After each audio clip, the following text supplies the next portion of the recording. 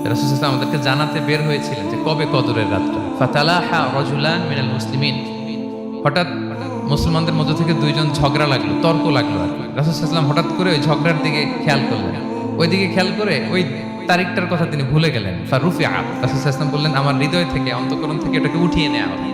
এখন আমি মনেই করতে পারছি না এটা কি 23 না 25 না 27 না 29, আমি মনে করতে পারছি না।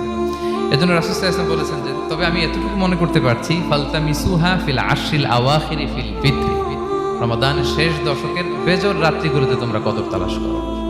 বেজর রাতে যদি তোমরা কদর তালাশ করো তাহলে এই কদর সুনিশ্চিতভাবে তোমরা পাবে।